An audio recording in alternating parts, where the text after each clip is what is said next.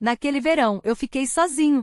Laura, minha esposa, tinha viajado para Lisboa por 3 meses. Um projeto importante na empresa dela, algo que definiria sua carreira. Nossa filha, a Clara, estava num acampamento de férias na Serra da Mantiqueira, provavelmente fazendo pulseiras de miçanga e cantando Legião Urbana ao redor da fogueira. Nosso apartamento em Pinheiros, São Paulo, virou um deserto. O silêncio cortava os ouvidos.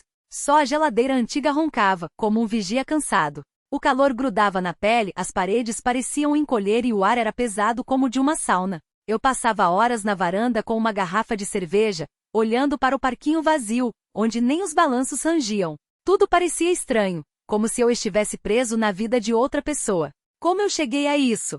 Sozinho, aos 38 anos, num apartamento onde cada canto me lembrava de quem não estava ali. A salvação veio de onde eu menos esperava. Uma ligação de Helena, minha sogra. Lelê, como eu a chamava às vezes, quando a Laura não estava por perto. Ela falou com seu calor de sempre. Bruno, vamos para Paraty? Você adora o mar. Eu reservei uma suíte numa pousada, sabe? Aquela com o jardim lindo e perto do centro histórico. 2 camas, mas a Laura não vai. Trabalho, como sempre. Não vamos deixar estragar, né? Eu gelei. Paraty com a sogra. 2 semanas, nós dois. Mas em casa eu estava enlouquecendo, trocando os canais entre o jornal e alguma novela antiga. A alternativa era o tédio, a solidão e mais uma garrafa de cerveja. Lelê não era uma sogra comum. Em 10 anos de casamento, ela se tornou quase uma amiga. Nunca se metia na nossa vida, sempre sabia fazer uma piada que levantava o astral. Era calma, com um jeito leve e um senso de humor fino. Pensei, por que não? E disse, eu vou. 2 dias depois, estávamos sentados num ônibus-leito, linha São Paulo-Paraty. O ônibus era confortável, com poltronas que reclinavam quase por completo e um cheirinho de ar-condicionado. A comissária, uma senhora simpática, oferecia água e reclamava do trânsito na saída da cidade. Lelê parecia imune ao tempo. Usava um vestido leve, com estampa floral, brincos de prata com alguma pedra azul, e os cabelos presos num coque frouxo. Aos seus 52 anos, ela daria um baile em mulheres com metade da sua idade. Seus movimentos tinham uma graça, uma herança dos tempos em que dançava samba numa escola na Tijuca. Conversamos sobre banalidades, o preço do tomate, um filme antigo do Mazzaropi, o gato da vizinha que roubou um peixe da feira. Ela ria, e o riso dela era como uma brisa naquele ar abafado. Pela primeira vez em semanas, eu me peguei pensando que estava me sentindo bem. Paraty nos recebeu com barulho e movimento. Na rodoviária, vendedores ambulantes ofereciam cocadas e cachaça artesanal. Crianças corriam com boias e o ar cheirava a maresia, muqueca e asfalto quente. A pousada do cais era como um portal para o Brasil colonial.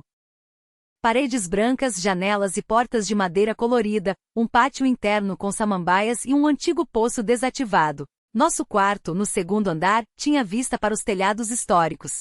2 camas de solteiro que rangiam, um guarda-roupa de madeira escura com espelho, e uma varandinha com uma mesa de ferro e vista para o jardim. Vamos descansar do nosso jeito, disse Lelê, jogando a bolsa sobre a cama. Eu concordei com a cabeça, mas já sentia que ficar separados não seria uma opção. Os dias começaram a passar devagar, como melaço. De manhã, tomávamos um café forte na sala de refeições, que cheirava a pão de queijo fresco e bolo de fubá. Lelê pegava sua xícara e me levava para a varanda, onde o vento do mar bagunçava seus cabelos.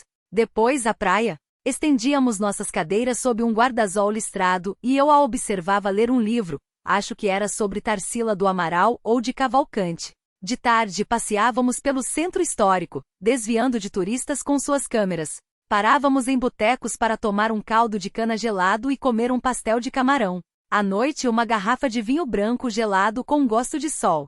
Sentávamos na varanda do quarto, ouvindo ao longe o músico de rua tocar Garota de Ipanema num saxofone desafinado. Tudo era leve, até eu começar a notar os detalhes. O jeito como ela apertava os olhos quando ria, como ajeitava o cabelo quando o vento despenteava, como sua voz ficava mais suave quando falava do passado, da juventude no Rio, quando sonhava em ser porta-bandeira. Numa manhã, ela saiu do mar, molhada, com gotas d'água brilhando na pele bronzeada. Bruno, passa protetor nas minhas costas, disse ela, me entregando o tubo de creme. Tentei não pensar em nada, mas minhas mãos tremiam. Enquanto eu espalhava o creme, a pele dela estava quente, macia. Não significava nada, era só uma ajuda. Mas meu pulso acelerou como se eu tivesse corrido uma maratona. Na noite daquele mesmo dia, ela saiu do banho vestindo um roupão fino, com os cabelos úmidos. Eu estava na varanda, girando um copo vazio nas mãos. Ela serviu-se de um pouco de vinho, sentou-se à minha frente. Seu olhar era calmo, mas penetrante.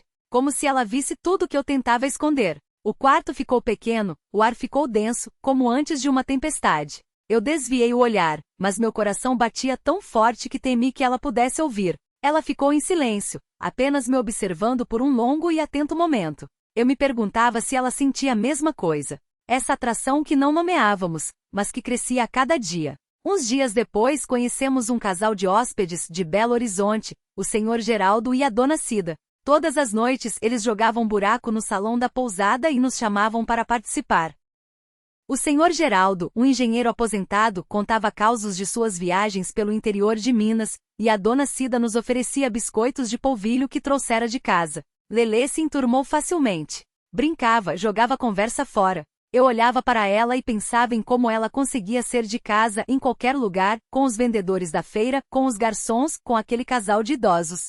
Mas quando voltávamos para o quarto, a leveza dela desaparecia. Ela ficava mais quieta, pensativa, e eu sentia que algo entre nós estava mudando.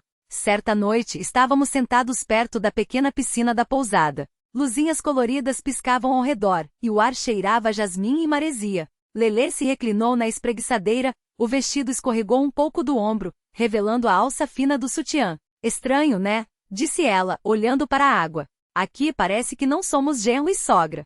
Somos só duas pessoas juntas. A voz dela era baixa, mas as palavras me atingiram como uma corrente elétrica. Eu não sabia o que responder. A garganta apertou, os pensamentos se embaralharam. Apenas assenti, e ficamos em silêncio. Um silêncio mais alto que o barulho das ondas. Eu olhei para o seu perfil. As maçãs do rosto, a linha suave do pescoço, e pela primeira vez pensei que não via a minha sogra, mas uma mulher. Viva, solitária, com uma história que ela raramente contava. Lelê mencionou uma vez que após a morte do marido, o pai da Laura, ela demorou para se reencontrar. Trabalhava numa escola, dava aulas de dança de salão, mas sempre sentia que algo faltava. Eu queria mais, Bruno, ela me disse uma vez enquanto tomávamos um chá na varanda.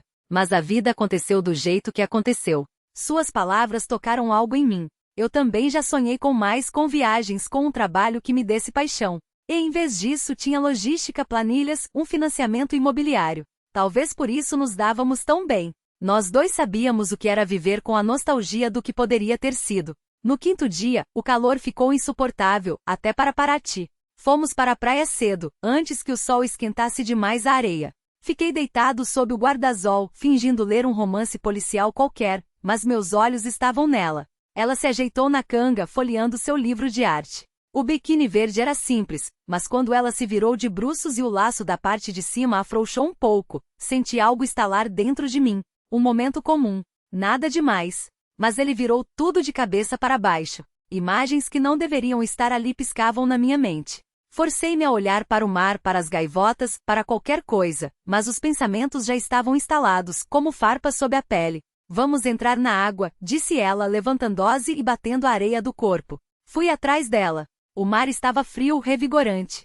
Rimos, jogamos água um no outro, conversamos besteiras. Qual o melhor jeito de fazer caipirinha? Por que a cerveja local era tão diferente da de São Paulo? Mas então sua mão tocou a minha, debaixo d'água. Permaneceu ali por um segundo a mais do que o necessário. Eu parei. Ela me olhou, um olhar agudo, compreensivo. Tudo bem? Perguntou baixo.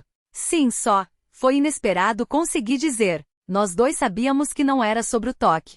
Foi um passo além da fronteira. A porta se entreabriu, e ninguém tentou fechá-la. Naquela noite, a tensão se tornou palpável. Caminhamos em silêncio até o quarto, mas o silêncio gritava. Servi uma dose de cachaça para me acalmar. Lelê foi para a varanda descalça com um vestido leve, cabelos soltos como ondas. Sentou-se à minha frente, pegou o copo. Olhávamos para as luzes de Paraty, para os barcos ao longe. Você também sente, não é?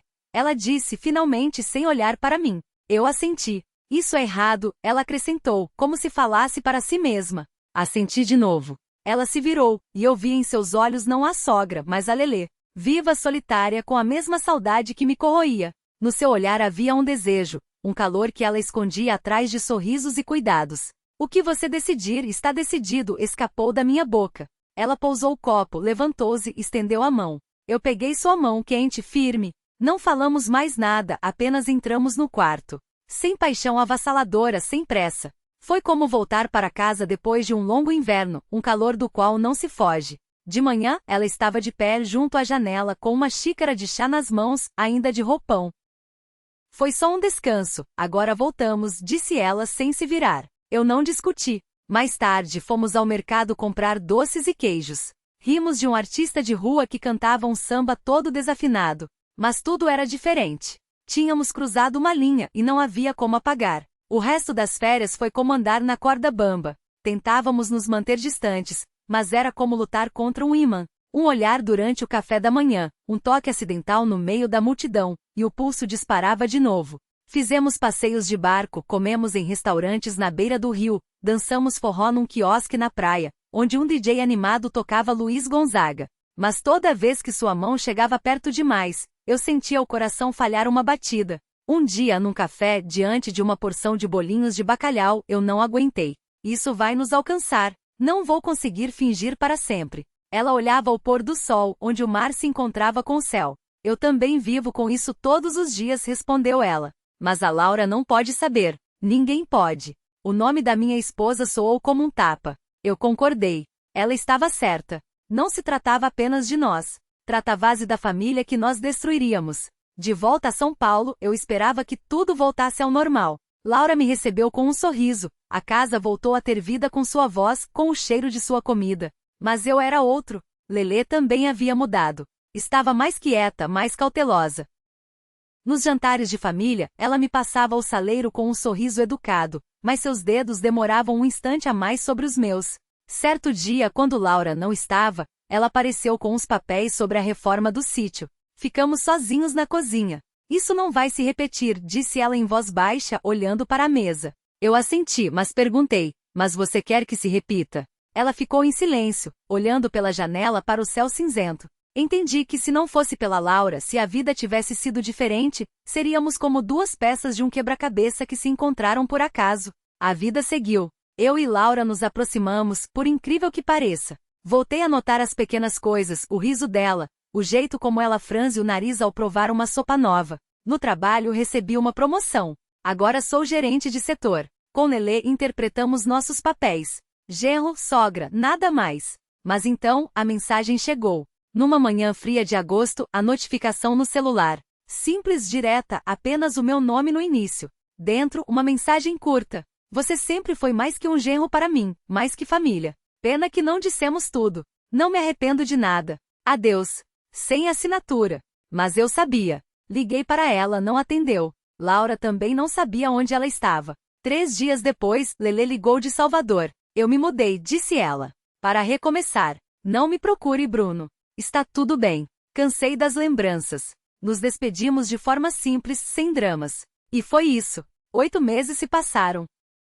Com a Laura, tudo se ajeitou. Voltamos a conversar até de madrugada como no início. Eu valorizo o que tenho e não procuro mais nada. Mas todo verão, quando o calor derrete o asfalto, eu volto para Paraty na minha cabeça. Vejo os telhados coloniais, a areia da praia, as luzes da pousada. Ouço a voz dela, calma, quente. E penso se teria feito diferente se o tempo pudesse voltar. A culpa diminuiu, mas ela está sempre comigo, como uma sombra da qual não se pode fugir.